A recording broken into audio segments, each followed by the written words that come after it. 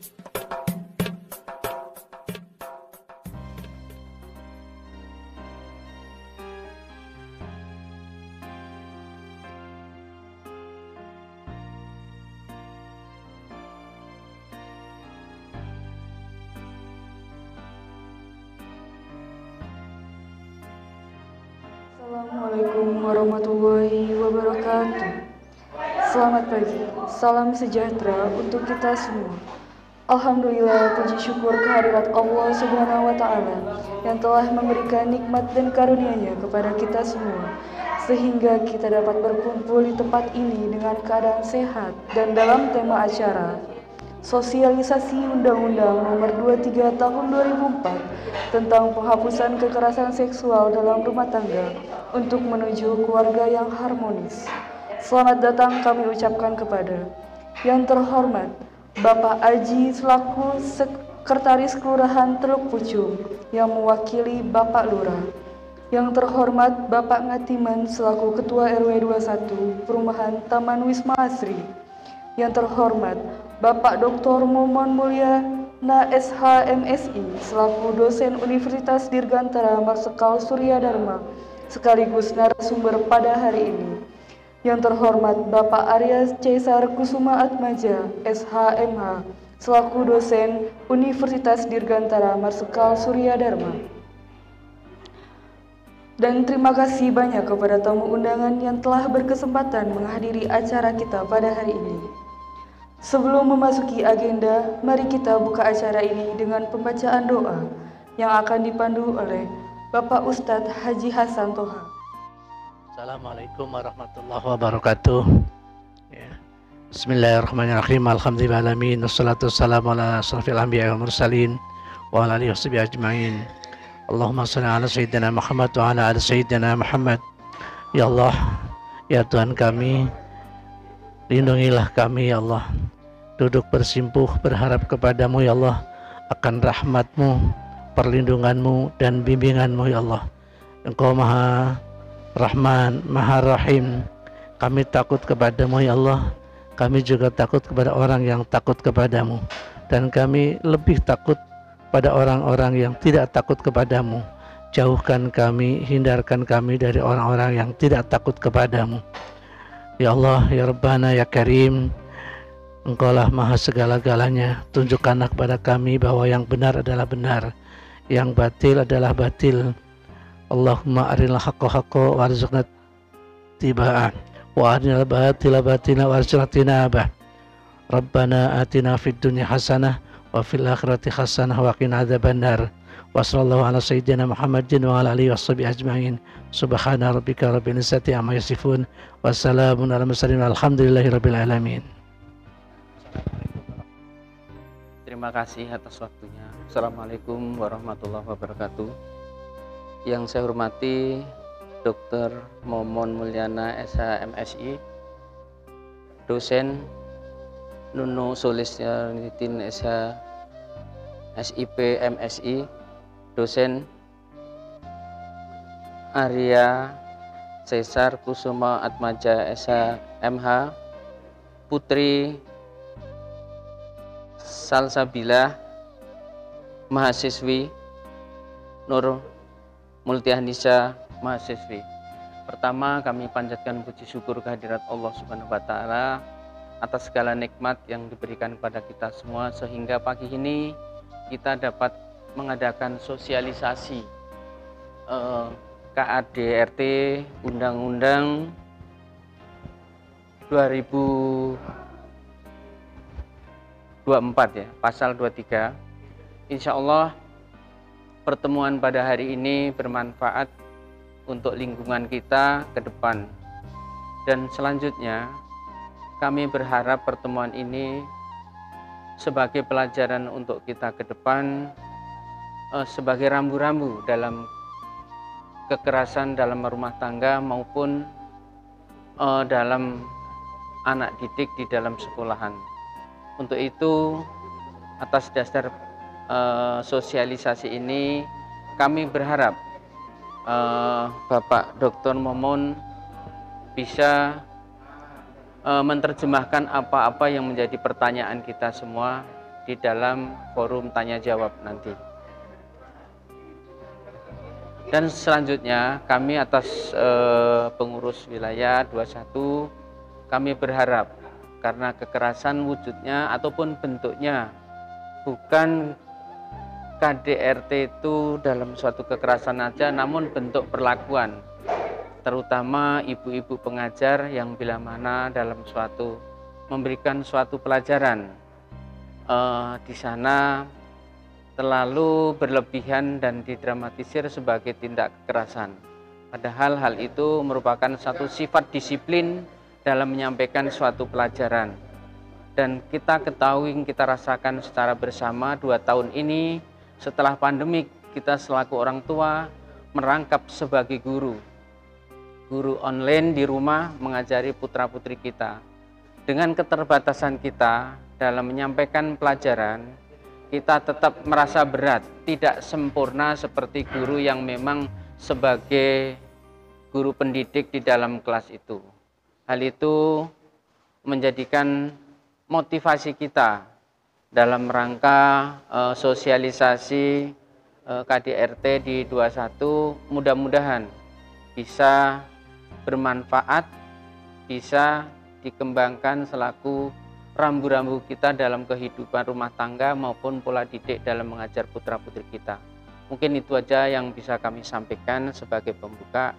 Kami akhiri, wassalamualaikum warahmatullahi wabarakatuh. Yang melatar belakangi ini rasa aman terhadap perlindungan rumah tangga, kebutuhan akan undang-undang, harapan masyarakat atau harapan dalam penegakan hukum seperti apa? Kita akan coba, kita akan sampaikan pada siang hari ini. Mohon maaf, tadi saya katakan bukan berarti saya menggurui Bapak Ibu sekalian. Di sini banyak kayaknya senior saya. Ada 1 orang yang hadir, Pak Ustadz. Ya. Usia mungkin saya paling tua ya, dengan Pak Ustadz di sini kan. Berikut, tadi bagaimana melindungi rasa aman? Rasa aman itu hak ajasi manusia yang mendasar, yang harus kita tegak hormati. Kalau rasa aman sudah kita sepelekan, akan terjadi konflik. Apakah itu internal maupun di eksternal keluarga. Dia merupakan keutuhan. Ya. Rasa aman ini dibutuhkan bagi setiap warga negara Indonesia. Kita keluar rumah saja, jangankan di dalam. Di luar kita melangkahkan kaki dari rumah, kita berharap nggak ada persoalan. Ternyata ada. Kita dibegal lah tengah malam misalnya seperti itu. Atau kita dilecehkan. Sekarang orang makin berani ketika ada gadis ataupun ibu-ibu yang lewat dengan sendirian di tengah jalan ataupun di tempat-tempat tertentu, orang naik motor udah main pegang, mohon maaf. Hal-hal atau tubuh yang sensitif yang seharusnya tidak boleh dipegang oleh orang lain di tempat umum pula. Nah ini kita perhatikan seperti itu. Jadi rasa aman dari luar kita harus bawa ke dalam. Di dalam antara istri, suami, anak segala macam harus kita timbulkan rasa aman tadi. Jangan sampai terjadi yang namanya kekerasan, yang namanya ketidakharmonisan di dalam rumah tangga. Saya katakan ketidakcocokan itu wajar, karena 2 watak manusia digabungkan di sana jadi satu, yang mungkin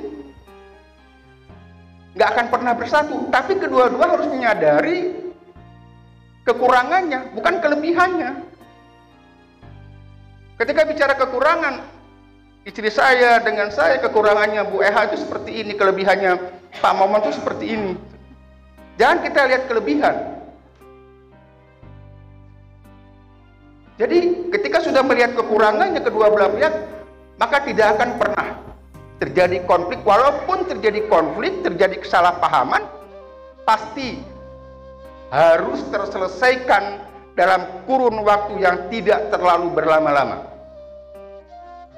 Saya 36 tahun, 36 tahun. Tahun berapa kita nikah? Tahun 2087 ya. Lebih dari 30 tahun. Artinya konflik ada. tapi tidak pernah besar dan tidak pernah berlama. Saya nggak mau buat apa? Capek kok seperti itu. Dari mulai pernah gagah sampai sekarang peot, kan kira-kira seperti itu. Hal ini yang diperhatikan. Tadi saya katakan, dalam satu rak piring pasti akan ada bentrok, akan ada pakotreknya itu piring. Ya. Jangan kita nggak merasa bahwa saya nggak pernah rumah tangga saya aman-aman aja, nggak, bohong itu. Tapi bagaimana menyelesaikannya? Tadi, rasa aman yang harus kita ciptakan di dalam. Ya. Lanjut. Nah, bagaimana kebutuhan kita terhadap undang-undang? Kita sangat membutuhkan peran pemerintah agar kejadian-kejadian yang terjadi sekarang ini, ya, terakhir saya dengar berita di TV ada nenek-nenek membunuh, apa kakek-kakek yang membunuh pasangannya itu. Kakek-kakek sama nenek-nenek yang usianya mungkin kategori kakek-kakek sudah di atas 50 tahun, berarti sudah punya cucu. Kok bisa saling bunuh gitu kan? Nah, ini kan persoalan. Ini kan masalah. Ada yang tidak sehat di dalamnya. Ada yang aneh terjadi di dalamnya. Ini yang harus kita pelajari, yang kita lihat. Kenapa terjadi seperti itu? Ketika kita lihat tampilannya, ya betul-betul sudah tua. Ketika kita lihat di rumahnya, ya mohon maaf, dengan strata ekonomi yang sangat rendah sekali. Media memberitakan seperti itu. Nah, yang kedua, undang-undang sudah ada, tapi belum memadai. Bagaimana nanti peran kepolisian di sana? Saya akan cerita sedikit. Bagaimana peran masyarakat kita? Saya akan ceritakan nanti. Undang-undang sudah ada, tapi belum secara komprehensif, secara keseluruhan, memadai, menyentuh. Tadi yang dikatakan oleh MC bahwa ada kekerasan seksual di kelurahan, sudah terbentuk perlindungan anak, bagian dari kekerasan dalam rumah tangga. Kekerasan secara masif dilakukan oleh anak, bisa dilakukan oleh istri, bisa dilakukan oleh suami. Tapi persoalannya di sini yang menjadi sasaran atau image masyarakat yang terbentuk bahwa kekerasan dalam rumah tangga itu yang menjadi sasarannya adalah perempuan. Tidak juga, tapi mayoritas terjadi pada perempuan. Ada juga laki-laki, ya, yang disakiti oleh istrinya. Nah ini banyak juga hal-hal yang demikian terjadi di tempat kita. Nah, adanya solusi bagi upaya pencegahan, penanganan tindak kekerasan dalam rumah tangga. Solusinya seperti apa? Ya tadi. Jadi saya katakan, ketika kita bicara bahwa ketika kita ijab kabul disaksikan oleh para saksi, kita dinikahkan oleh orang tua perempuan, ya, saya terima nikahnya bla bla bla bla segala macam. Dari situ niatkan pada pemikiran kita bahwa ini, kalau Pak Ustadz bilang, merupakan ibadah terpanjang. Dari mulai kita bangun tidur sampai dengan tidur kembali, ketika kita sadari, itu penuh dengan ibadah, memang iya. Istri kita sudah bangun, dia masakin nasi, makan buat saya, seperti itu, atau buat kita bapak-bapak sekalian. Diniatkan dalam hati ini untuk beribadah, ya. Sampai pada saat kita masuk ke liang lahat lagi, terlalu jauh, atau dari pagi kita berangkat, saya waktu masih aktif dulu, subuh udah berangkat, sore, malam, dulu mah nggak kenal waktu, 24 jam mungkin saya nginep di kantor, bisa jadi kayak satpam saya di sana, nggak pernah pulang. Bahkan ketika kejadian tahun 98 itu full ibadah saya seperti itu, pada istri, kepada anak, kepada keluarga secara makro, juga terhadap lingkungan masyarakat. Inilah kebutuhan terhadap undang-undang yang sekarang sudah ada, Undang-Undang Nomor 23 tahun 2004. Mengapa ada undang-undang penghapusan kekerasan dalam rumah tangga? Untuk mencegah, melindungi korban kekerasan. Ya, undang-undang itu membatasi. Undang-undang itu membatasi terhadap perilaku kita. Karena dalam konteks negara, ya. Baik, kita lanjut Bapak Ibu sekalian. Ini. Jadi tujuannya Undang-Undang 23 2004 itu untuk mencegah. Bagaimana mensosialisasikan seperti itu? Kadang-kadang, ya mohon maaf, tujuannya undang-undang itu untuk mencegah kejadian. Tapi yang ada bukan mencegah. Menangani ketika kasus ini terjadi baru. Pencegahannya belum ada, upaya pencegahannya belum ada. Nah ini, kami dari Surya Dharma berupaya untuk menyampaikan Undang-Undang Nomor 23 ini dalam rangka pencegahan. Dalam mungkin salah satu di Republik ini berupaya. Ada beberapa yang saya lihat di Kota Tegal, di Pulau Seribu pun pernah, gitu kan. Tapi bukan saya di sana, bukan dari perguruan tinggi saya. Dengan konteks yang agak berbeda sedikit. Nah, ini. Lantas, di sini tujuannya apa? Untuk menindak para pelaku kekerasan. Ya. Menindak para pelaku kekerasan, orang terkadang, mohon maaf, dalam tanda petik, ketika terjadi kasus dalam rumah tangga, kita mau lapor ke aparat penegak hukum, polisi dalam hal ini misalnya, kadang-kadang malu, takut. Istri mendapat kekerasan, silakan lu lapor, lu malah nggak dapat apa-apaan. Nah kan kira-kira seperti itu. Ada warning, ada intimidasi di dalamnya. Ada pemaksaan kehendak dari suami. Ya terserah, kalau lu lapor berarti lu akan sendiri, lu akan tidak lagi mendapat bla bla bla segala macam. Nah dulu ya, sebelum undang-undang ini ada, ya, Undang-Undang 23 2004, kita mengatakan ini urusan internal keluarga, orang lain tidak perlu tahu. Sekarang tidak. Ya. Kata bahasa Sunda bilang, tuh anak mau dicak-cak diwalang-walang pun nggak jadi persoalan. Lu masuk ke rumah tangga gua nggak ada. Ini urusan gua di rumah tangga ini. Nah, sekarang tidak. Ketika orang lain mengetahui, melihat, wajib hukumnya untuk melaporkan.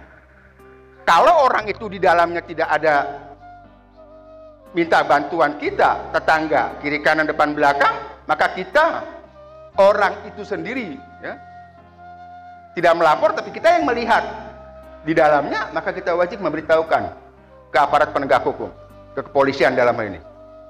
Nanti ada ancamannya di sana, ancaman pidananya, karena ini merupakan kejahatan hak asasi manusia. Ketika kejahatan hak asasi manusia, di sana terlanggar hak dasar manusia untuk mendapat rasa nyaman, hak dasar manusia untuk mendapat perlindungan, apalagi dalam satu rumah tangga, hak dasar manusia terhadap anak untuk mendapat kasih sayang, sebagian seperti itu. Korbannya tadi keluarga, anak, istri, orang yang berada di dalam rumah tangga itu, dalam rumah itu. Tidak ada orang luar di sana. Nah, apa sih definisi dari kekerasan dalam rumah tangga? Setiap perbuatan terhadap orang atau terutama perempuan yang berakibat timbulnya kesengsaraan atas penderitaan secara fisik, seksual, psikologis, dan atau penelantaran rumah tangga, termasuk ancaman untuk melakukan perbuatan, pemaksaan atau perampasan kemerdekaan seseorang secara melawan hukum dalam lingkungan rumah tangga. Apapun yang terjadi dalam rumah tangga ketika melakukan sesuatu yang tidak disukai, intinya seperti itu, oleh salah satu anggota keluarga itu sendiri, maka itu sudah termasuk dalam kategori kekerasan dalam rumah tangga. Itu, lanjut. Nah, ruang lingkupnya dalam rumah tangga siapa? Suami, istri, dan anak. Orang-orang yang mempunyai hubungan keluarga, baik hubungan darah, perkawinan, persusuan, pengasuhan, perwailan yang menetap dalam rumah tangga, atau orang yang bekerja membantu rumah tangga dan menetap dalam rumah tangga tersebut, yang sekarang dikenalkan dinamai dengan asisten rumah tangga, ya. Dia punya hak juga untuk dilindungi karena dia berada dalam lingkup rumah tangga kita. Tidak boleh ada intimidasi, tidak boleh ada kekerasan di sana. Tidak hanya kepada keluarga kita, yang hubungan sedarah tadi, termasuk orang yang ada dalam rumah kita pun harus tetap kita lindungi. Lanjut. Nah, ajas dan tujuan. Ajasnya hanya penghormatan hak asasi manusia. Tadi saya sudah katakan, hak dasar manusia, perlindungan, rasa nyaman. Tidak ada rasa-rasa yang kalau saya pulang ke rumah, saya takut, benar gitu ya. Takut dimarahi bapak, takut dimarahi ibu. Anak seperti itu. Dia lebih baik hidup di luar. Akhirnya terjadi hal-hal yang negatif. Ya. Yang kedua, keadilan dan kesetaraan gender. Tidak ada diskriminasi, tidak ada perbedaan antara laki-laki dan perempuan. Sekarang kan masih ada seperti itu. Laki-laki tidak hanya sekitar sumur, kasur, dan dapur. Tidak hanya sekitar itu. Sekarang persamaan haknya sama. Memang kodratnya juga harus sedikit agak berbeda. Dia boleh bekerja kok. Ya. Dalam hukum agama tidak dilarang atau tidak menimbulkan keharaman ketika istri bekerja, tentunya atas izin dari suami. Ya. Seperti itu. Lantas non diskriminasi tadi sudah, perlindungan korban. Artinya siapa yang kita lindungi di sana? Sebelum dilindungi oleh orang yang berada di luar kita, termasuk para pendamping nantinya, termasuk aparat penegak hukum di sana, maka kita sendiri harus bisa melindungi. Sarendek saige. Jadi semuanya bahasa Sunda bilang sarendek saige. Artinya kenapa kita tidak ada perbedaan? Anak, istri, orang yang berada di dalam rumah, kalau misalnya ada ponakan-ponakan yang menetap dalam rumah, tidak terjadi seperti itu. Tetap harus ada keharmonisan. Lantas tujuannya apa? Mencegah segala bentuk kekerasan dengan undang-undang tadi. Melindungi korban, menindak pelaku kekerasan. Ya. Memelihara hubungan rumah tangga yang harmonis. Tujuannya, endingnya rumah tangga tadi harmoni, sejahtera, segala macamnya. Ya. Tidak ada perasaan-perasaan lebih nyaman di luar, ya. Lebih tidak nyaman di dalam. Nah, bentuk kekerasan seperti apa? Kekerasan fisik, perbuatan yang mengakibatkan rasa sakit, ya. Jatuh sakit atau luka berat. Ada didorongkah itu? Atau terbentur apa akibat ada senggolan itu diakibatkan karena pertengkaran, segala macam seperti itu. Lantas kekerasan psikis, ya, perbuatan yang mengakibatkan ketakutan. Tadi saya katakan, rumah tangganya sering berantem, bapak ibunya, anaknya nggak mau pulang, tertekan, takut daripada saya pulang akan mendengar kalimat-kalimat yang nggak senonoh, tidak patut saya dengarkan, lebih baik saya di jalanan atau di tempat lain. Kekerasan seksual meliputi pemaksaan hubungan seksual yang dilakukan terhadap orang yang menetap dalam rumah tangga, pemaksaan hubungan seksual terhadap salah seorang dalam lingkup rumah tangga dengan orang lain. Ini yang perlu kita tahu. Istri kita paksa untuk melakukan hal-hal yang tidak senonoh, melakukan hal-hal yang melanggar norma agama, yang melanggar hukum agama. Ini dia tidak bisa berbuat apa-apa. Sekarang orang semakin merajalela melakukan tindak kekerasan seksual tadi. Mohon maaf, pesantren dijadikan sasaran. Guru sampai 13 orang, kiainya, segala macamnya. Tapi masyarakat tidak puas dengan penjatuhan hukuman hanya seumur hidup.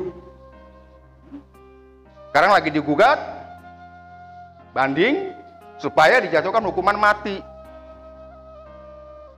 Kita tidak melihat pada sisi pelaku, kita lihat pada sisi korban. Subhanallah, itu memang tidak termasuk dalam kategori rumah tangga. Tapi ini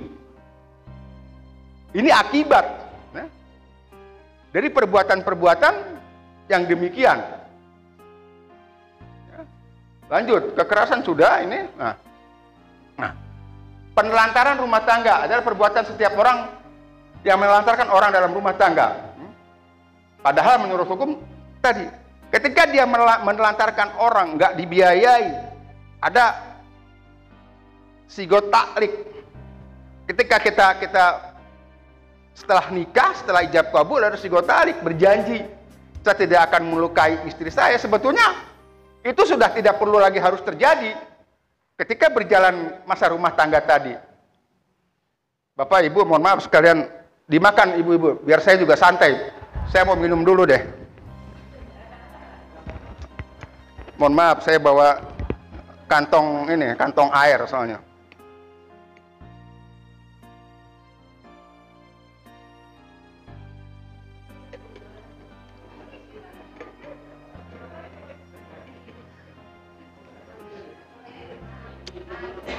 Punten.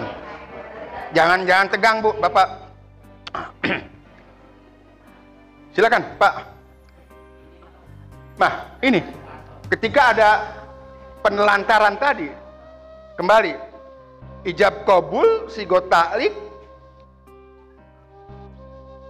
tidak akan menelantarkan istri, tidak akan meninggalkan istri selama sekian 6 bulan kalau tidak salah Pak Ustadz ya. Dalam sigot ta'liq 6 bulan kurang lebih. Itu 3 bulan. 3 bulan berturut-turut, lebih ringan, lebih enteng. Atau dalam artian 3 bulan, ketika 3 bulan tidak melaksanakan kewajibannya, maka itu kena. Nah, ini menelantarkan, kalimat menelantarkan ini melepaskan tanggung jawab. Nah, lanjut kita kepada hak-hak korban. Apa sih? Melindungi keluarga, perlindungan dari keluarga, polisian, kejaksaan, pengadilan, advokat, lembaga sosial atau pihak lain, baik sementara atau berdasarkan perintah dari perlindungan pengadilan. Nah ini, kita tidak bicara ke luar dulu deh, ke kepolisian, ke aparat-aparat penegak hukum lain, termasuk lawyer, pengacara, ya, termasuk ke kejaksaan dan pengadilan. Kita bicara pada lingkungan kita, ya. Kita wajib melindungi. Ketika kita mendapatkan ciri-ciri, ada apa sih ciri-cirinya ketika dalam rumah tangga itu ada konteks, ada persoalan? Ya, kita lihat ciri-cirinya nanti akan saya sedikit jelaskan. Ya, kita harus melindungi, menyampaikan, dan korban sendiri harus sharing, ya. Harus sharing dengan tetangga yang berada di sekitarnya. Tapi biasanya kadang-kadang ketika dia curhat kepada tetangganya, ini merupakan aib. No, jangan berpikiran seperti itu. Jangan ada kalimat aib, menahan ataupun menjudge bahwa itu aib akan lebih berbahaya ketika dia tidak mencurhatkan kepada tetangga atau kepada orang yang terdekat atau kepada orang luar tapi yang dipercaya, tidak kepada lawan jenis. Artinya dengan sesama, dengan orang yang dipercaya tadi ini. Kalau dengan lawan jenis atau dengan orang lain, teman, segala macam yang tidak bisa kita percaya, akan timbul persoalan-persoalan baru nantinya. Nah, yang kedua, haknya korban. Mendapat pelayanan kesehatan sesuai dengan kebutuhan. Ketika sudah menjadi korban tadi, ya dia harus ditangani. Baik oleh medis, oleh psikiater, segala macam, karena akan timbul persoalan kejiwaan. Akan timbul permasalahan yang ada dalam diri dia sendiri. Gitu. Yang ketiga, layanan khusus terkait dengan kerahasiaan korban. Nah tadi, kita akan jamin bahwa kerahasiaan apa yang terjadi dalam rumah tangga ibu, bapak sekalian, tidak akan terpublish, tidak akan orang lain mendengar. Oleh karenanya, nanti ketika di pertemuan akhir dari sini, saya berharap, sesuai dengan harapan Pak Lurah tadi, bahwa kita akan membentuk lembaga bagaimana menangani case persoalan melakukan pencegahan terhadap tindak kekerasan dalam rumah tangga. Saya mohon bantuan kepada Bapak Ibu sekalian, nanti kita akan lembagakan, ya. Tentunya peran ibu-ibu dan bapak-bapak yang ada di lingkungan RW 21 dulu, ya. Karena tadi Pak Sekel katakan bahwa ini merupakan embrio ataupun pionir. Karena baru ini melakukan sosialisasi terkait dengan undang-undang kekerasan dalam rumah tangga. Yang berikut, pendampingan atau pekerja sosial dan bantuan hukum. Pendampingan apabila korban tidak berani melapor secara sendiri. Apabila korban tidak berani mengungkapkan kerahasiaannya sendiri. Kita ada lawyer, ada advokat, Dan advokat itu dijamin dengan kode etiknya bahwa dia tidak akan membuka kerahasiaannya. Lantas mendampingi laporan ke kepolisian. Mudah-mudahan di lingkungan RW 21 ada lawyer, ada pengacara. Saya walaupun sarjana hukum tidak menjadi pengacara, tapi sebagai konsultan hukum iya. Untuk jadi pengacara karena harus beracara di pengadilan, saya tidak. Tapi untuk berkonsultasi tentang hukum, oke. Saya juga sebagai mediator non hakim di Pengadilan Negeri Bekasi. Kemarin baru di SK-kan oleh Pak Bom, Ketua Pengadilan Kota Bekasi. Nah, yang berikut pelayanan bimbingan rohani. Tentunya ketika korban melakukan pelaporan kepada Pak Ustadz misalnya, Pak Ustadz tidak boleh, kalau bahasa anak sekarang mungkin ember gitu, tetap pegang rahasia keluarga itu. Lapor, Pak, saya mohon arahan, mohon bimbingan, saya terjadi kasus seperti ini. Terbuka, tapi ada beban Pak Ustadz harus menjaga kerahasiaan orang itu. Sebagai pembelajaran, dilindungi oleh hukum, dilindungi oleh undang-undang di sana. Ketika terjadi Pak Ustadz yang melakukan pembeberan, ketika ceramah disebutkan nama sipulannya, ini yang bahaya. Nah, ini diharapkan ketika ada permohonan dari korban datang ke rumah Pak Ustadz, Pak, saya harus berbuat apa? Saya sudah ikuti kemauan suami saya, tapi saya masih diperlakukan seperti ini. Pak Ustadz memberikan arahan dalam konteks agama. Ibu harus begini, harus begitu, sesuai dengan ranahnya, ya, dari Pak Ustadz itu sendiri. Nah, di sini apa sih kewajiban pemerintah yang kita tahu? Dia sudah menerbitkan undang-undang penghapusan kekerasan dalam rumah tangga, ya. Tapi implementasinya ini, pemerintah tidak melihat secara norma hukum, ya. Undang-undang 23/2004, ajas hukum berlaku yang dikatakan dengan fiksi. Apa itu fiksi? Undang-undang ketika sudah diundangkan, maka berlaku secara umum. Orang yang sudah mengenal, ibu kan tahu undang-undang. Saya nggak ngerti, Pak. Soal ngerti dan tidak ngerti bukan urusan saya. Yang penting fiksi tadi, ya. Bahwa undang-undang ketika sudah diundangkan oleh lembaga yang berwenang, ketika undang-undang itu berarti lembaga yang berwenangnya adalah Kementerian Hukum dan HAM diundangkannya, maka masyarakat Indonesia sudah tahu, sudah mengerti dianggapnya. Padahal enggak. Nah, kewajiban dari pemerintah melalui lembaga yang namanya BPHN, Badan Penyuluhan Hukum Nasional, menyampaikan informasi ini, mensosialisasikan. Tapi karena lembaga ini cuma 1 dan 34 provinsi, sekian ratus kabupaten kota yang ada, maka kewajiban pemerintah daerah dan Dewan Perwakilan Rakyat daerahnya yang mensosialisasikan ini. Inilah undang-undangnya sudah ada, tapi menyampaikan informasi ini belum secara keseluruhan. Jangankan belum secara keseluruhan, yang sudah optimal saja masih terjadi banyak pelanggaran. Undang-undang lalu lintas sudah diketahui oleh secara umum, tapi banyak pelanggaran.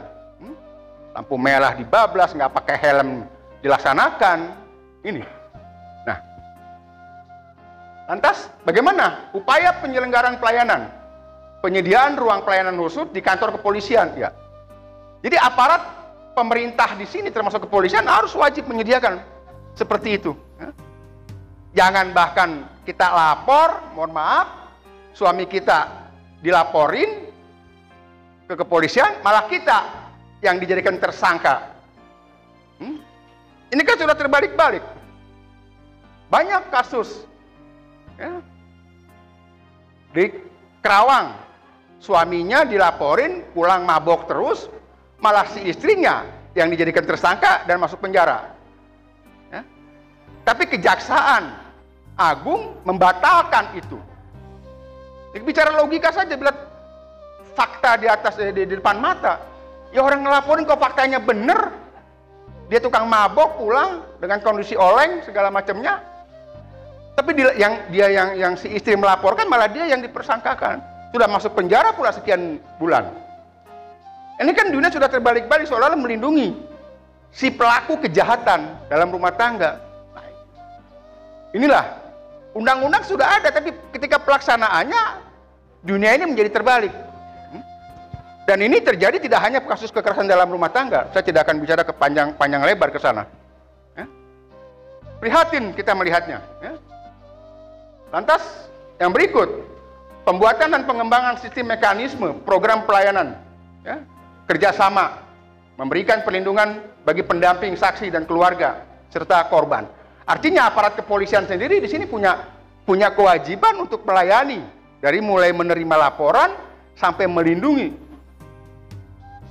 Persoalannya tadi, kita sebagai korban kadang-kadang nggak mau. Tadi kembali lagi bahwa ini seolah-olah aib keluarga. Ya sepanjang dia masih tahan ya silakan saja gitu kan. Sepanjang dia masih tidak punya keberanian untuk melakukan perlawanan kepada suaminya, akan terjadi seperti itu. Api dalam sekam. Kalau bahasa Sunda yang ngobong ya, bakar bata pakai api yang dari huut, ya. Di dalamnya dia pelan apinya itu. Tapi ketika satu saat ini bukan meledak, panasnya sampai luar biasa, bata aja sampai merah. Nah, ini yang terjadi ketika rumah tangga kita ibarat api dalam sekam seperti itu. Menikmati ketidaknyamanan, menikmati perlakuan-perlakuan yang tidak humanis yang dilaksanakan oleh salah satu pihak, baik perempuan pada laki-laki maupun laki-laki terhadap perempuan. Tapi selama ini yang kita tahu didominasi oleh laki-laki terhadap perempuan. Nah, kewajiban masyarakat. Nah, bagaimana kita sekarang? Untuk penyelenggara upaya pemerintah daerah masing-masing dapat bekerja sama dengan masyarakat atau lembaga sosial lainnya. Dalam pasal 14 di Undang-Undang Nomor 23, setiap orang yang mendengar, melihat, atau mengetahui terjadi kekerasan dalam rumah tangga wajib, ketika bicara wajib, ya, mencegah berlangsungnya tindak pidana, ya, memberikan perlindungan kepada korban, memberikan pertolongan darurat, membantu proses pengajuan permohonan penetapan perlindungan. Ya. Artinya ini sudah sangat bahaya. Jadi peran kita ketika kita melihat ada gejala-gejala dalam rumah itu, ada kekerasan, maka kita segera melakukan. Kalau kita tidak mampu menembus ke situ, ada aparat kepolisian yang wajib, karena ini bukan delik aduan lagi, sudah delik umum. Kita mendengar suara-suara hiruk pikuk yang ada lempar-lemparan segala macam sehingga menimbulkan kecederaan yang dilakukan oleh salah satu pihak, apakah itu suami ataupun istri. Ya. Kalau kita mampu tembus ke dalamnya, kita tanya, ada apa Pak, Bu? Apa yang bisa saya bantu? Kalau orang sadar, mungkin, ya Pak, begini. Tapi orang yang tidak sadar, apa urusan lu masuk ke rumah tangga gua? Nah, paling begitu kan. Ini yang sering terjadi. Gak ada urusan lu. Anak gua matiin, kayak anak gua mau bikin apa, kayak gak ada persoalan. Jangan coba-coba husik-husik rumah tangga saya. Tidak lagi seperti itu sekarang. Tidak lagi seperti itu. Jadi semua harus kita ketahui. Nah, kewajiban masyarakat di situ. Dapat membentuk forum diskusi, ya. Lingkup kecil seperti di PKK, ya. Terus forum keagamaan, menjadi kontrol pemberantasan kekerasan dalam rumah tangga. Masyarakat dalam penghapusan kekerasan dalam rumah tangga memberikan kehangatan, ya. Dapat menyampaikan upaya mediasi tadi. Kita akan membentuk nanti lembaga yang mudah-mudahan Pak Lurah tidak keberatan. Tadi dikatakan memang baru satu-satunya di Kelurahan Teluk Pucung dari 26 RW ya kalau tidak salah jumlahnya 37. Oh 37, luar biasa berarti kan. Sebetulnya kalau bicara aturan sudah harus dibelah menjadi 2 kelurahan ini. Sudah terlalu luas gitu kan. Kelurahan siap. Tapi bagaimana kita, respon kita sebagai masyarakat ini? Dibilang baru satu-satunya. Sebagai pionir, sebagai embrio, yang mudah-mudahan bisa berlanjut pada RW lain, bahkan pada tingkat kelurahan tadi. Kita punya kewajiban di sana dalam rangka memfasilitasi pencegahan, tidak menangani kasusnya. tapi mencegah upaya-upaya tindak pidana, upaya-upaya tindak kekerasan yang dilakukan oleh para pihak yang ada di dalamnya. Ibu kepada anak, anak kepada ibu. Sekarang ini sudah terbalik-balik dunia ini, ya. Dapat memediasi tadi, konteksnya siapa yang memediasi, siapa orang yang lebih paham tentang ini, ya. Dalam kapasitas kerohanian, misalnya Pak Ustadz atau para tokoh-tokoh agama yang ada di sini, memberikan pencerahan, memberikan penyampaian bahwa dalam konteks agama ini itu segala macamnya, gitu kan. Nah, tokoh masyarakat tadi berperan, ketua RT, ketua RW segala macam dalam konteks formal. Ketika terjadi ada yang ngadu kepada Pak RT, Pak begini di RT 2, Pak ada yang terjadi begini, bagaimana caranya, bagaimana solusinya. Ada orang yang keberatan, kita damaikan, kita panggil agar tidak terjadi persoalan di kemudian hari. Gitu. Nah, bagaimana peran kepolisian di sini? Ada dua, perlindungan dan kerjasama. Dalam perlindungan, sejak diketahui atau diterimanya laporan KDRT, dalam 1x24 jam, kepolisian wajib segera memberikan perlindungan sementara pada korban. Artinya ketika para ketua RT, tokoh masyarakat atau tetangga mengetahui bahwa di situ ada kekerasan atau terjadi tindak pidana kekerasan, maka kita yang tahu tadi yang sudah menyimpulkan bahwa ini terjadi gejala atau terjadi kekerasan, kita wajib lapor, Pak, di RW saya atau di lingkungan saya terjadi ini. Dia, polisian harus terima tuh, mau tidak mau, harus terima dan melindungi korban. Diambil korban tersebut, dilindungi oleh kepolisian, ya. Ini kewajiban dia sampai di sana, jauh ke dalam. Perlindungan sementara diberikan 7 hari sejak diterimanya atau ditanganinya dalam 1x24 jam. Sejak pemberian perlindungan sementara, kepolisian wajib meminta surat penetapan dari pengadilan, ya. Ketika sudah terlindungi itu semuanya, maka polisi, apakah itu kapasitasnya di polsek atau di polres, maka dia wajib minta ke pengadilan untuk menetapkan bahwa ini harus kita lindungi dengan surat penetapan dari pengadilan. Di peran alurnya sebenarnya sudah happy, sudah enak, nggak lagi harus canggung, nggak lagi harus tidak mengerti terkait dengan kekerasan dalam rumah tangga tadi. Nah, dalam konteks kerjasama seperti apa? Kepolisian dapat bekerja sama dengan tenaga kesehatan, pekerja sosial, relawan, pendamping, ya, relawan kerohanian. Ya, kepolisian segera menyampaikan kepada korban tentang identitas petugas. Ya, kekerasan dalam rumah tangga adalah kejahatan terhadap martabat kemanusiaan. Ya, kewajiban kepolisian untuk melindungi korban. Tadi saya katakan, ini lebih dari kejahatan tindak pidana.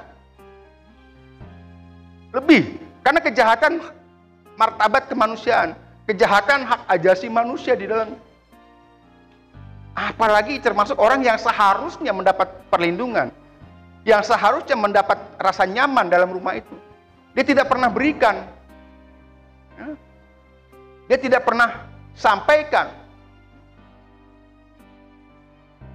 Akhirnya berdampak tadi, ya.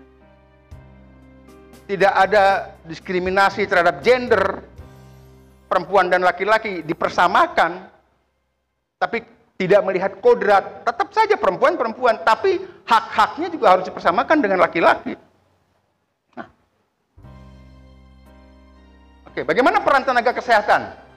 Dalam memberikan pelayanan kesehatan kepada korban, tenaga kesehatan harus memeriksa kesehatan. Jadi ketika terjadi, tadi harus dipisumkah itu, ada colek sedikit saja perubahan dari bentuk wajahnya, harus dipotret, divisum dengan tenaga kesehatan harus mendampingi.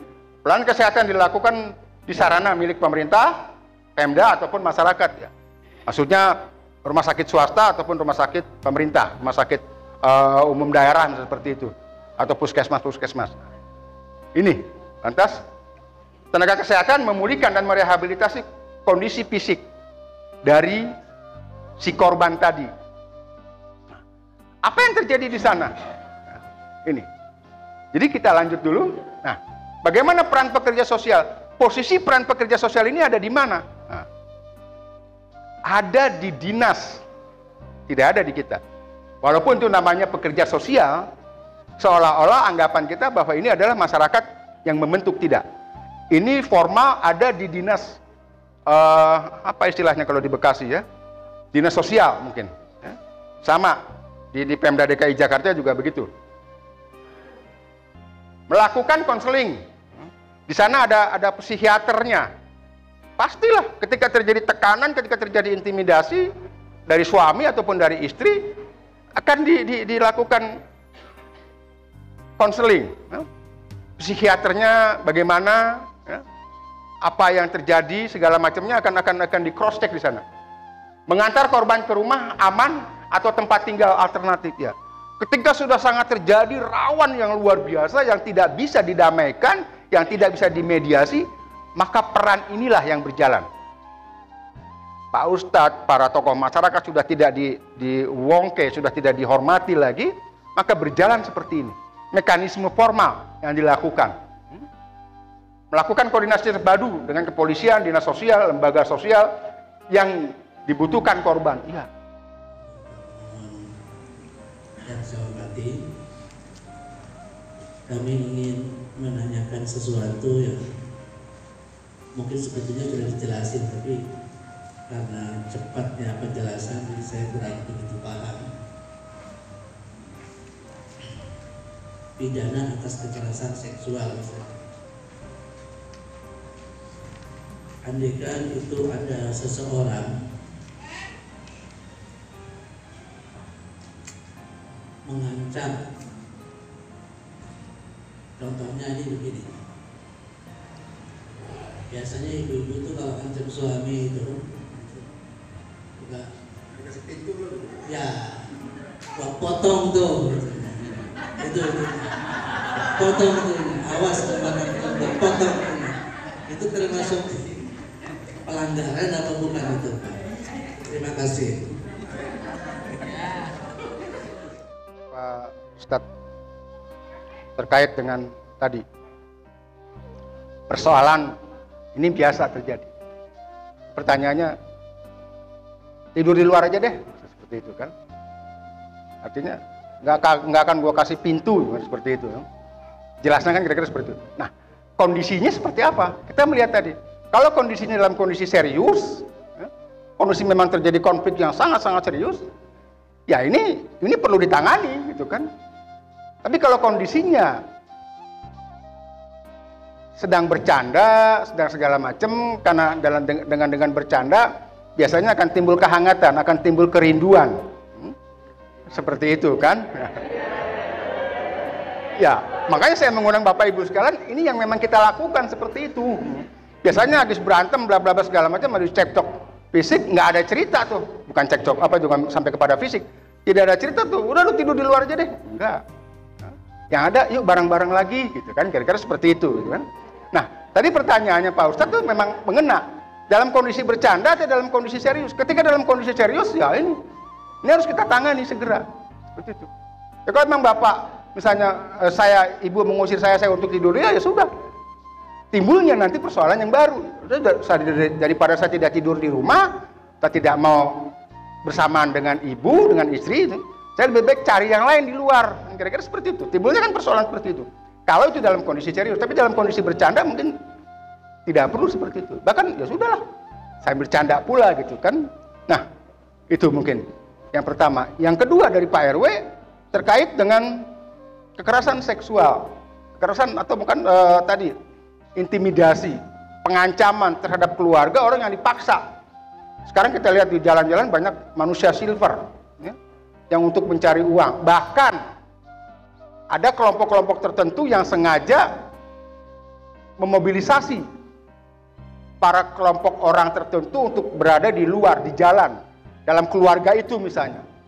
Keluarga kandung tapi ya istri, bapak, ibu, anak yang ada di dalam satu itu. Ya, ini bagaimana upayanya? Ya tadi saya katakan. Kalau kita sudah melihat, mengetahui ada di warga kita seperti itu, ya mbok ya kita panggil deh.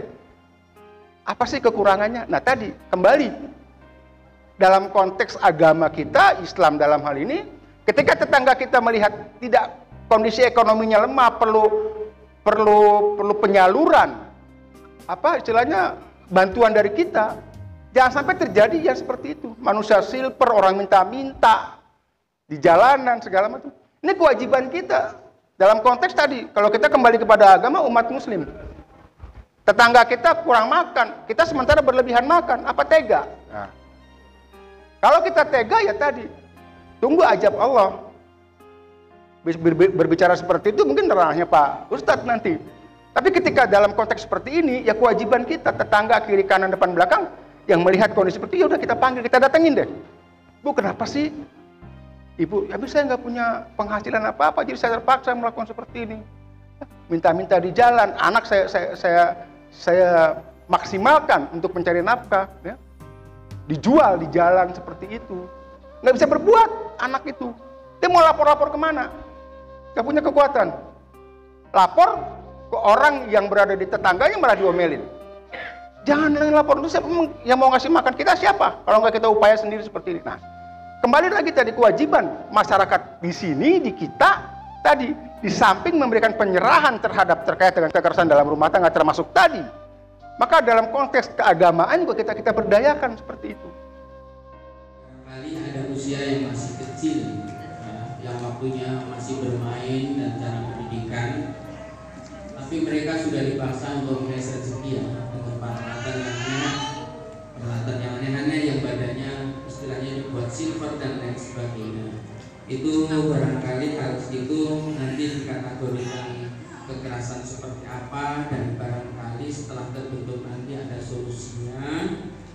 Dan yang lainnya, ini kami karena langkah pertama di RW 21, barangkali di ruang lingkup 21 nanti apabila harapan kami tidak ada suatu kekerasan di masyarakat maupun di keluarga, apabila terjadi suatu hal yang saat ini sedang dibahas, tentunya Bapak dan Ibu kita mempunyai wadah, kita nggak serta-merta harus dibawa ke kepolisian. Beliau Bapak Momon barangkali selangkah pertama sebagai kekerasan dalam rumah tangga. Yang akan saya tanyakan di sini Bapak Dr. Andes, Bapak Dr. Momon, yaitu asas dan tujuan. Di sini ada penghormatan hak asasi manusia. Di antaranya adalah keadilan dan kesetaraan gender dan non-diskriminasi dan perlindungan korban. Yang saya ingin tanyakan adalah keadilan dan kesetaraan gender. Ini barangkali sering ya Pak Haji, bahwa ibu-ibu di sini kadang-kadang suka tidak diadilkan, tidak sama lah keadilannya dengan suami. Kadang ada suami maunya seperti ini, istri harus menuruti. Sementara istri kepengen seperti ini, tapi suami jarang menuruti. Nah itu seperti apa dalam keluarnya? Dan ini banyak sekali istri yang selalu mengalah. Tapi di sini kan sebetulnya antara suami istri kan sebetulnya harus saling menghormati sesuai dengan sini penghormatan asasi manusia. Dan ini yang saya ingin tolong diberikan penjelasan kepada kami ibu-ibu di sini. Jadi penghormatannya seperti apa pada suami kita, dan suami pun seperti apa untuk bisa sama-sama menghormati kepada istri. Kalau ada persoalan-persoalan yang dalam konteks hukum, monggo, saya siap membantu. Saya juga prihatin, saya melihat kondisi saya, mungkin pemikiran saya ketika saya masih aktif sebagai PNS, nggak sejauh ini gitu kan. Nggak sejauh ini saya harus berbuat gitu kan. Sampai ke kampung saya pun saya berpikir gitu kan. Orang di kampung saya, terutama di desanya istri saya, itu dizolimi sama orang-orang yang dari luar terkait dengan konteks hukum gitu, hukum pertanahan terutama di sana. Saya prihatin. Ya. Tapi ketika saya mau memfasilitasi, saya terbentur. Aduh, ntar dianggapnya seperti ini. Masih ada perasaan seperti itu, tapi hati saya pengen. Bahkan saya minta bupatinya, kebetulan bupatinya mantan gurunya di SPG. Ya. Saya coba ketemu. Bahkan dia bilang, iya, monggo Pak Momon, silakan. Mau melakukan sosialisasi apa? Saya pengen mengarah ke yang lebih besar lagi. Gitu. Tapi sebelum melangkah ke yang lebih besar, saya pengen di lingkungan saya sendiri seperti ini. Ya. Apapun yang tadi Pak RW katakan, oke, ayo, mangga. Bareng-bareng kita. Untuk menetralisir kondisi rumah tangga kita, paling tidak seperti itu. Ya. Itu yang kedua, yang pertanyaan dari Pak RW tadi. Yang ketiga dari Bu Hamsiah, dari Bu Ustazah terkait dengan bagaimana kesetaraan gender perempuan dan laki-laki. Ya. Di sini dalam artian ya perempuan punya hak yang sama. Samanya seperti apa? Tidak harus sama. Tentunya tetap aja secara kudrat irodat, laki-laki tetap tenaganya lebih kuat, perempuan tetap agak lebih lemah. Dan bahasa Sunda bilang lelaki mah apa? Awewe heureut lengkah gede bugang katanya. Apa sih artinya? Mah kan kira-kira seperti itu. Jadi ketika dia keluar dengan melangkah heureut lengkah itu kecil langkahnya, tapi gede bugangnya. Bugangnya apa? Masalahnya. Ketika harus dipersamakan dengan laki-laki juga nggak mungkin. Tapi sekarang ada supir angkot perempuan. Tapi dalam konteks di sini bagaimana? Ketika dia di rumah haknya harus sama dong. Iya. Tapi ketika tadi dikatakan bahkan istri lebih punya dominan hak di sana. Kalau kembali kepada Pak Ustadz tadi, ya, Rasul sahabat bertanya kepada Rasul, siapa yang harus saya hormati? Ibu dengan kalimat 3 kali. Siapa lagi ya Rasul? Ibu baru bapak. Yang keempat kalinya bapak. Jadi dominan di sana ada dominan ibu. Apa dominan ibu untuk melakukan pendidikan terhadap anak dan sebagainya? Dalam konteks kekerasan dalam rumah tangga pun seharusnya demikian. Agar tidak terjadi perbedaan, permasalahan, perbedaan image, perbedaan persepsi, perbedaan pandangan terhadap kesetaraan gender di sini dalam konteks ini. Ketika masuk dalam rumah tangga semua sama. Di luar boleh. Ya. Saya mungkin pada saat saya aktif di luar saya pejabat, tapi ketika masuk saya rumah tangga, saya suaminya Bu Eha harus sama. Sempat bilang, ini orangnya ada. Sempat dia bilang di luar boleh hebat, ya, tapi di dalam nggak bisa. Kita harus sama semuanya. Ini dibilang kesetaraan gender ya harus seperti itu kira-kira. Tidak ada perasaan bahwa saya merasa lebih dan tidak harus merasa seling harus dihormati. Dan ini memang ada timbul perasaan tertentu pada kondisi tertentu, tapi harus sadar. Tadi saya katakan bahwa dalam satu rumah tangga rak piring itu pasti ada pakotreknya, pasti ada sentuhannya, dan pasti ada konfliknya di sana. Tapi konflik itu harus kita sikapi, itu dinamika rumah tangga. Ya? Dinamikanya rumah tangga. Kalau nggak ada itu landai-landai aja nggak rame kayaknya, nggak enak pula. Tidak terjadi persoalan dalam rumah tangga. Ya. Tapi ketika terjadi persoalan ya harus dengan kondisi tenang, dengan kondisi nyaman, dengan kondisi happy kita selesaikan. Ayo, maunya apa sih? Tapi jangan maunya apa, mau lo apa lagi? Nah, kita tantang seperti itu, jangan seperti itu. Ya udah kita selesaikan. Saya bukan tidak pernah konflik dengan istri, sering konflik, tapi penyelesaiannya adalah tidak boleh lebih dari 1 hari. Bahkan ketika lebih dari 1 hari, lebih dari apa yang saya maui, di sini nggak nyaman, di hati deg-degan terus. Nggak selesai dalam satu itu, bingung saya. Mau kemana nanti kalau saya tidak menyelesaikan persoalan ini secara cepat dan tepat? Gitu. Jadi tidak ada persoalan yang dibawa dalam pemikiran yang lebih dalam. Itulah yang terjadi ketika akhirnya tidak terselesaikan dalam kurun waktu yang singkat. Dia bisa curhat, dia bisa mendekati orang lain, minta tolong orang lain, segala macamnya ini. Selesaikan, upayakan maksimal ada di rumah. Tidak perlu keluar. Tidak perlu ini menjadi gaung yang besar, segala macam. Apalagi difasilitasi oleh pihak-pihak ketiga yang memanfaatkan situasi seperti itu. Jangan dianggap saya nggak pernah konflik, tanya orangnya masih hidup itu. Sering saya, cuma tadi kita sikapi secara positif, gitu loh. Mah, ya udah, nggak usah. Apalagi saya, mungkin ibu-ibu kenal saya kan dengan suara lantang, suara keras begini. Pernah dia bilang, suara nggak robah? Ya enggak lah, kalau mesti robah, momon suaranya akan jadi perempuan. Saya bilang seperti itu. Nggak bisa dirubah suara seperti ini itu. Daripada ngasih contoh orang lain, lebih baik ngasih contoh diri sendiri kan, kira-kira seperti itu. Nah artinya seperti ini kesetaraan gender ya dilakukan di rumah. Tadi saya katakan, ya, saya pernah jadi pejabat ketika saya aktif, ketika di rumah nggak ada tuh, buang itu semua, pangkat jabatan sama saya posisinya dengan istri. Ketika di luar rumah dan itu berkantor, ketika saya di kampus pun ya, makanya saya sangat punten sekali lagi. Ketika Bapak Ibu nyebut gelar saya di sini, itu bukan ranah saya di sini. gelar saya disebut di kampus. Ini mahasiswa saya dua-dua, boleh dia menyebut Pak Doktor segala macam. Tapi di sini di rumah ya punten, mohon maaf saya nggak mau nyebut gelar itu. Bukan berarti saya harus, ya ketika saya di kampus saya harus disebut gelar saya. Karena itu gelar kehormatan. Apalagi ada sebutan yang apa? Saya lupa tuh, mana Mas Arya. Sebutan untuk menghormati gelar itu. Yang terpelajar. Sebutannya yang terpelajar, doktor, bla bla bla segala macam itu. Itu bagi dunia akademisi, bagi dunia kampus, bagi dunia sosial kita seperti ini enggak. Saya bahkan tidak mau seperti itu. Istri saya suka nyebut, "Pak, bilangin dong suka jangan nyebut gelar segala macam." Ya, saya juga susah kadang-kadang. Kita bicara seperti itu. Nah, tadi kembali kepada kesetaraan gender.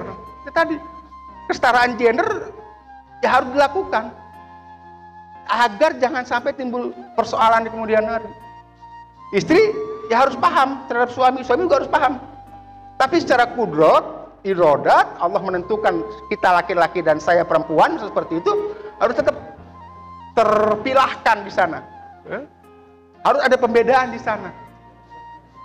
Dalam konteks rumah tangga harus sama seperti tadi. Itu mungkin Bu Ustazah. Kalaupun tidak puas, ya mungkin mari sama-sama kita puaskan dalam bentuk tadi. Berharap ada lembaga, berharap tidak ada persoalan, berharap tidak ada masalah di. Makanya peran ibu-ibu di sini, peran Pak Ustadz, peran teman-teman dari pengurus RT dan RW untuk menyampaikan ini lebih lanjut, berkesinambungan. Kalaupun perlu setiap pertemuan disampaikan, agar orang lebih ketika mendengar kalimat-kalimat ini lebih paham, lebih memahami. Ya, mudah-mudahan ketika keluar kalimat secara seminggu sekali, talim dari Pak Ustadz Sanwani, talim dari Pak Ustadz Nurdin, talim dari Pak Ustadz Hasan Toha sini, menyampaikan hal seperti ini, mungkin orang akan mudeng, oh iya. Tujuannya tadi, media agama, media Islam, media Quran sudah sangat lengkap di dalamnya. Tinggal bagaimana kita berperan, tinggal bagaimana kita mengimplementasikan itu, melaksanakan itu semuanya. Itu mungkin Bu Ustazah. Baik, silakan.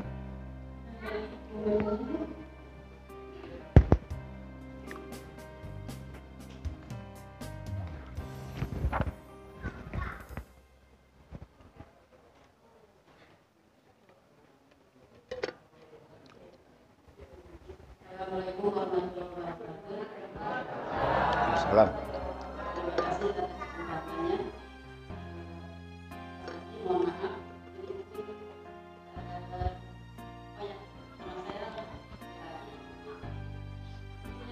saya lanjutan dari Kamila. Mungkin bisa untuk sosialisasi ini bukan ke ibu-ibu aja, mungkin ke bapak-bapaknya juga, supaya untuk tahu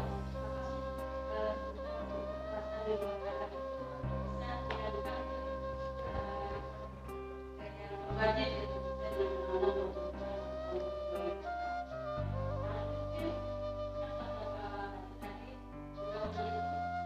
juga tidak tahu gitu ya. Suami-suami dalam ada kesediaan atau anak kalau bisa diadukan ke aparat. Dan kedua mungkin kalau kehidupan sehari-hari dari kehidupan masyarakat, kalau kita menemukan ada yang sakit kita, ada yang jalan istri atau anak yang jauh sekali. Bisa melakukan pada sebelum dia tahu ini orangnya begitu otaknya, kita mau melakukan bagaimana katanya sudah tahu sebetulnya gitu.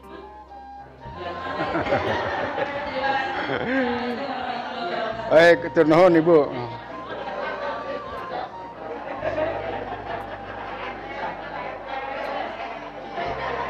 Nggak apa-apa Bu, silakan bersuara saja. Saya pengen seperti ini, ya. Saya pengen curhatannya ibu-ibu sekalian yang selama ini nggak pernah keluar suaranya. Monggo silakan Bu. Ada lagi? Ya silakan, silakan. Para tokohnya, ayo silakan Ibu. Assalamualaikum warahmatullahi wabarakatuh. Waalaikumsalam warahmatullahi wabarakatuh. Nama saya harapan kami semua di dalam rumah tangga pastinya yang baik-baik aja, tidak ada KDRT ya Pak ya. Ya. Tapi seandainya ada KDRT, kita sebagai perempuan, sebagai istri, karena sifat seorang perempuan adalah lembut, memaafkan gitu, memaafkan. Makanya perempuan itu disebut adalah mar'an, sifatnya lembut, gampang memaafkan, tapi sulit melupakan apa yang terjadi. Akhirnya tidak mau melaporkan karena apa? Ini anak-anak biasanya begitu ya. Nggak mau ribut, tak mau perpanjang, kita memaafkan aja. Yang saya tanyakan, apakah itu termasuk dikatakan orang yang mendukung adanya KDRT? Terima kasih. Assalamualaikum warahmatullahi wabarakatuh.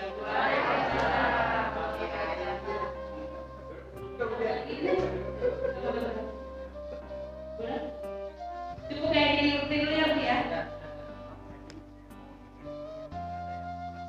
Oh, mangga. Makasih banyak ya.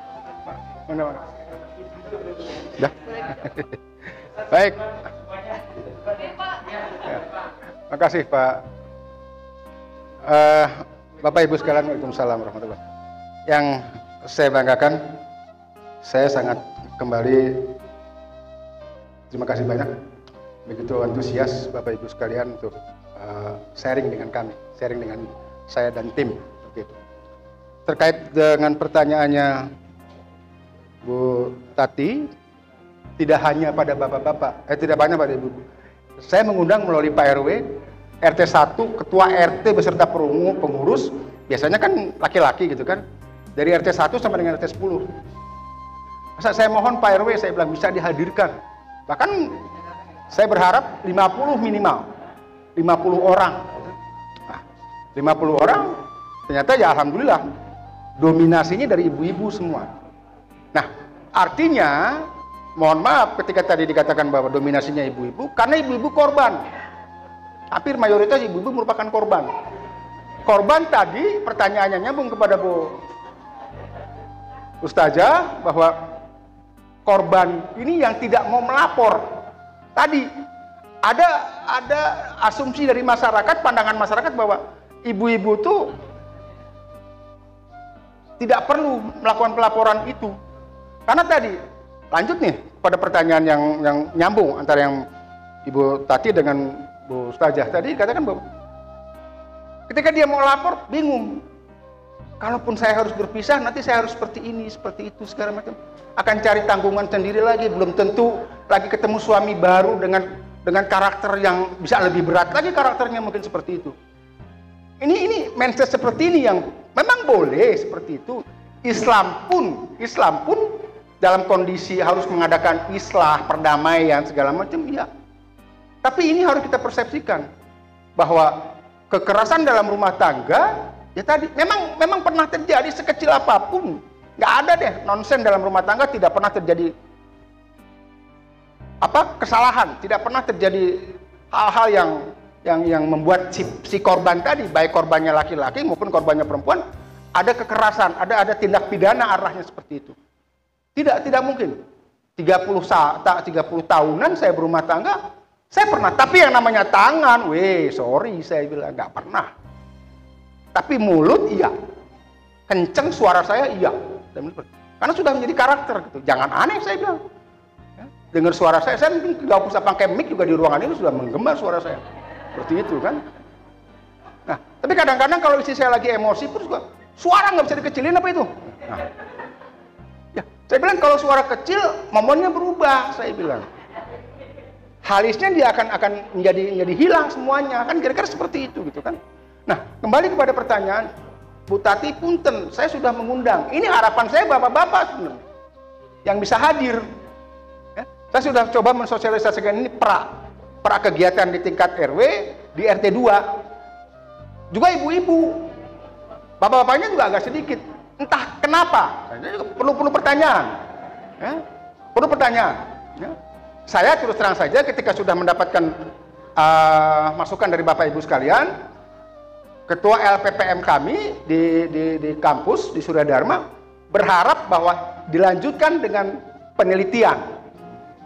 Artinya setelah kita melakukan pengabdian ini, dapat sumber-sumber, dapat persoalan, oh ternyata salah satunya tadi Bu Tati menyebutkan kenapa laki-laki jarang mau dihadirkan atau jarang tidak mau hadir. Bukan tidak dihadirkan, jarang untuk mau hadir ke tempat seperti ini. Ya, ini bahan penelitian saya nanti. Mungkin timnya tetap saya akan menggunakan tim teman-teman saya ini, gitu kan. Penelitian dalam nanti kita akan buat satu karya ilmiah tentunya di sana, kita akan publikasi gitu. Bahwa salah satu penyebab mungkin apa ini? Kita akan teliti nanti. Kenapa sih Pak Warto nggak mau hadir atau teman-teman di RT 2 nggak bisa hadir atau di RT lain gitu kan? Ini yang saya lihat cuma RT 2.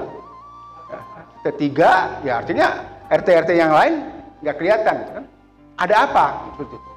Apa nggak mau mendengar kalimat kekerasan dalam rumah tangga yang memang pernah diperlakukan seperti itu gitu kan? Ya. Lantas, ya tadi katakan bagaimana persoalan yang terjadi di kita ini, ya, agar tidak terjadi lagi kekerasan seperti itu. Ya mari, rumah tangga itu bukan rumah tangga orang lain, rumah tangga kita. Ayo kita bareng-bareng diselesaikan. Jangan sampai keluar. Walaupun tadi dikatakan dalam kategori ini merupakan aib dalam rumah tangga ketika kita bicara dengan orang lain, boleh itu, tapi di dalam internal. Tapi ketika sudah sangat luar biasa diperlakukan tidak sangat manusiawi segala macamnya, ya kita harus bertindak dong. Kan nggak mungkin kita dibully terus-terusan, disakiti terus-terusan, baik fisik maupun psikisnya. Nggak mungkin seperti itu terjadi, gitu kan? Nah, hal yang seperti ini kita harus ada jalan keluar. Kita tanya, kita harus ada keberanian. Jangan tadi, karena faktor ekonomi misalnya, kita nggak menghasilkan segala macam. Biasanya seperti itu. Ya. Ada pertanyaan, waktu itu di RT 2, Pak, ketika saya sudah lapor ke polisian, terus saya berpikir, terus saya cabut aja deh laporan saya. Nanti ketika saya berhenti, ataupun saya pisah dengan suami saya, siapa yang ngasih makan saya, siapa yang ngasih makan anak-anak saya? Alasan yang klasik, mohon maaf, alasan yang klasik, menyangkut terhadap anak. Apalagi anak-anak masih kecil, masih butuh biaya, kesehatan, pendidikan, dan sebagainya. Nah, hal yang seperti ini yang perlu kita cermati. Oleh karenanya, mungkin ya Mamah Dede sering cerita, makanya jadi istri harus kerja, kan kira-kira seperti itu. Kalau bahasa dari Mamah Dede seperti itu. Biar tidak terlalu tergantung dari suami. Ya. Artinya kerja pun harus mendapat persetujuan dari suami. Segala sesuatu memang konteksnya hukum di sini, baik agama maupun hukum positif yang berlaku di Republik ini. Saya ambil contoh ketika dalam konteks hukum perdata, bahwa ketika melakukan tindakan hukum, perbuatan hukum seorang perempuan harus mendapatkan persetujuan dari suaminya. Artinya di sini memang sudah terkondisikan seperti itu. Dalam konteks rumah tangga, ya dia harus setara, tidak ada diskriminasi, tidak ada perbedaan. Tapi ketika dia keluar, tetap saja ketika dia melakukan tindakan hukum harus mendapat persetujuan dari suaminya. Ini. Tapi ini persoalan-persoalan klasik, persoalan-persoalan ya tadi saya katakan. Mau diapain ke istri saya, mau diapain ke anak saya segala macam, nggak problem, bukan urusan kamu, ini urusan saya. Ini sudah harus kita hilangkan seperti itu. Harus kita buang jauh-jauh. Di dalam rumah kita, ya ini kita selesaikan secara baik-baik. Makanya kembali kepada dua pertanyaan tadi, nyambung. Saya mohon juga dukungan pada ibu-ibu sekalian. Nanti dalam membentuk tim, ya saya akan membentuk tim atau membentuk panitia, membentuk lembaga yang anggotanya juga para bapak dan para ibu sekalian. Dalam sasaran itulah kita akan berdialog nanti seperti apa, siapa dan berbuat apa di dalamnya. Nah, dengan pertemuan ini saya sangat bermanfaat sekali, sangat berguna sekali gitu kan. Jadi kekerasan dalam rumah tangga dalam konteks tadi, harapan saya ke depan ini ibu-ibu baru berapa orang, ibu-ibunya ada berapa Neng yang hadir? Kira-kira cuma sekitar 30-an. Cukup banyak, bahwa bapaknya hanya sebagian kecil gitu kan. Tapi ini dengan transfer ilmu, ya, transfer knowledge saya kepada bapak ibu sekalian, maka harapannya ini ibu mengenal dengan dunia hukum kekerasan. Ibu mengenal dengan dunia kekerasan terhadap anak.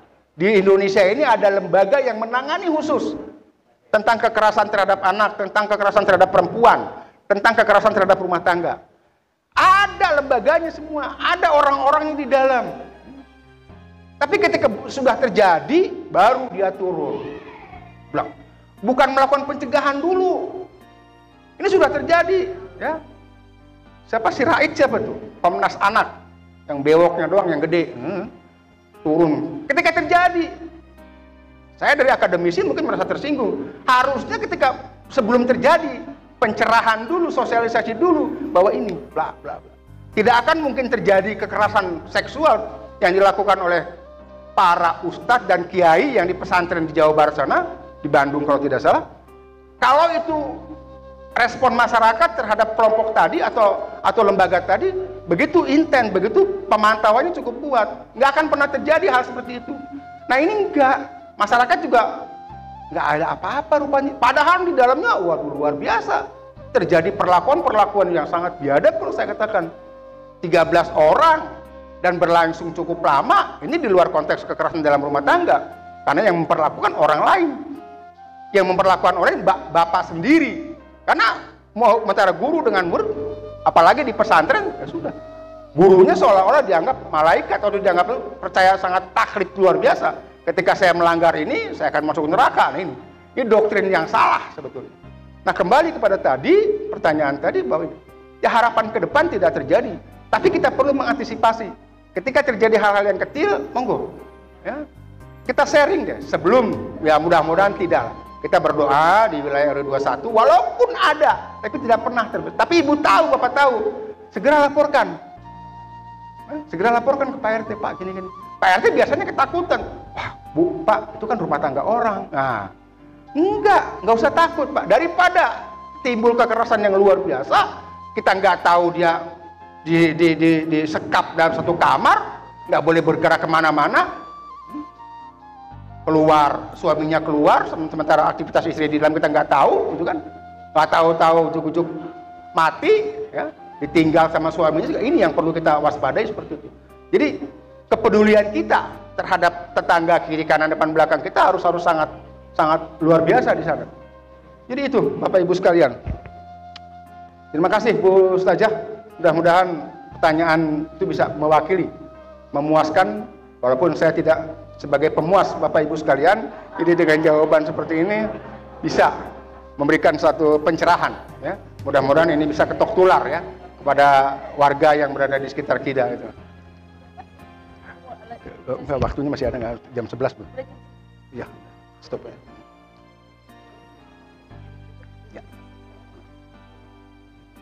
Alhamdulillah, acara hari ini sudah selesai. Terima kasih kepada narasumber, mudah-mudahan acara ini bermanfaat untuk partisipan yang hadir pada hari ini. Untuk itu berikan tepuk tangan dulu untuk Bapak Popon sekali lagi. Demikian seluruh rangkaian acara pada hari ini. Saya selaku pembawa acara dan seluruh panitia penyelenggara mohon maaf apabila ada sikap dan tutur kata yang kurang berkenan di hati para tamu sekalian. Wassalamualaikum warahmatullahi wabarakatuh.